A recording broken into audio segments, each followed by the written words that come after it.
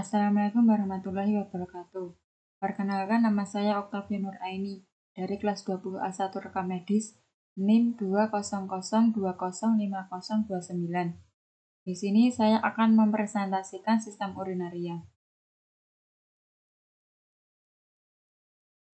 Sistem urinaria 2. Ureter, tabung atau saluran yang menghubungkan ginjal dengan kandung kemih. Ureter merupakan lanjutan pelvis renal menuju distal dan bermuara pada vesika urinaria. Panjangnya 25-30 cm.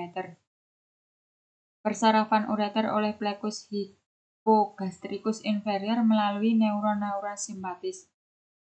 Terdiri dari dua bagian, yaitu satu pars abdominalis atau berada dalam rongga abdomen, dua pars pelvina atau di dalam rongga pelvis. 3. Vesika urinaria. 1.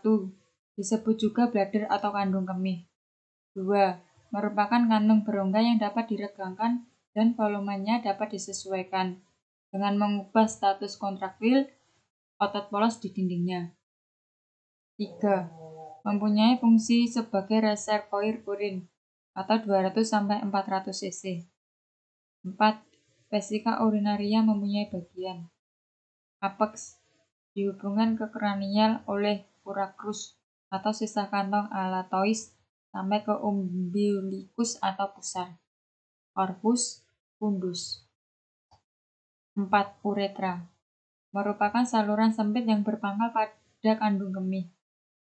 Berfungsi menyalurkan air kemih keluar. Dalam anatomi, uretra adalah saluran yang menghubungkan kantong kemih ke lingkungan tubuh.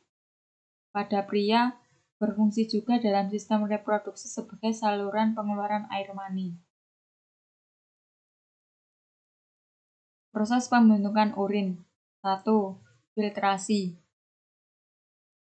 Proses penyaringan zat sisa metabolisme yang dapat menjadi racun. Terjadi di dalam glomerulus. Zat berukuran kecil. Molekul besar seperti protein dan sel darah tertahan di dalam plasma darah dan mengalir meninggalkan glomerulus melalui arterial efferent. Proses filtrasi dalam glomerulus. Tekanan osmotik atau TO. Tekanan yang dikeluarkan oleh air atau sebagai pelarut pada memban semipermeabel atau membran yang memungkinkan ion atau molekul melewatinya. Pori-pori dalam kapler glomerulus.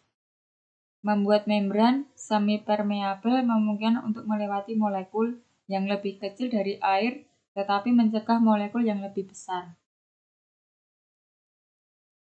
2. Reabsorpsi merupakan proses penyerapan kembali filtras glomerulus. Beberapa zat yang diserap kembali akan lain glukosa, garam, ion anorganik, dan asam amino. Reabsorpsi terjadi dalam tubulus contortus proximal. Hasil filtrat tubulus atau urin sekunder. 3. Sekresi atau augmentasi. Proses pengeluaran zat sisa yang sudah tidak diperlukan lagi oleh tubuh. Pembuluh darah melepaskan zat-zat yang tak berguna. Di saluran penggumpul berlangsung penyerapan H2O sehingga terbentuk urin sebenarnya. Bila kantong kemih penuh, urin akan dikeluarkan melalui uretra. Peredaran darah ginjal. Ginjal mendapat darah dari aorta abdominalis yang mempunyai percabangan dengan arteri renalis atau berpasangan kiri dan kanan. Arteri renalis bercabang menjadi arteri arcuata, kemudian bercabang menjadi arteri interlobularis. Arteri interlobularis yang berada di tepi ginjal bercabang menjadi kapiler, membentuk gumpalan yang disebut glomerulus. Glomerulus ini dikelilingi oleh alat yang disebut kapsula Bowman. Persarafan ginjal. Ginjal mendapat persarafan dari plexus renalis atau sistem saraf dan otot yang mengontrol pembuluh darah. Berfungsi sebagai untuk mengatur jumlah darah yang membasok ke dalam ginjal. Di atas ginjal terdapat kelenjar suprarenalis. Kelenjar ini merupakan kelenjar buntu yang menghasilkan dua macam hormon, yaitu adrenalin dan kortisol. Ciri-ciri yang normal. Jumlahnya rata-rata 1-2 liter sehari, tetapi beda-beda sesuai jumlah cairan yang dimasukkan. Warnanya bening oranye, pucat tanpa endapan. Baunya biasanya tajam. Komposisi urin normal. Urin terutama terdiri atas air, ureum, atau pengurangan protein, dan natrium klorida. Jumlah persen air dan benda padat dalam urin. Air 96%, benda padat 4%, ureum 2%, dan produk metabolik lain 2%. Fungsi homeostatis ginjal. Ginjal mengatur pH, konsentrasi ion mineral, dan komposisi air dalam darah.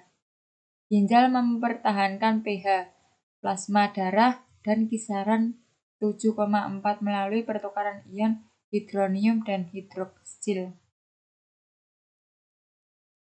Sekian dan terima kasih presentasi dari saya. Wassalamualaikum warahmatullahi wabarakatuh.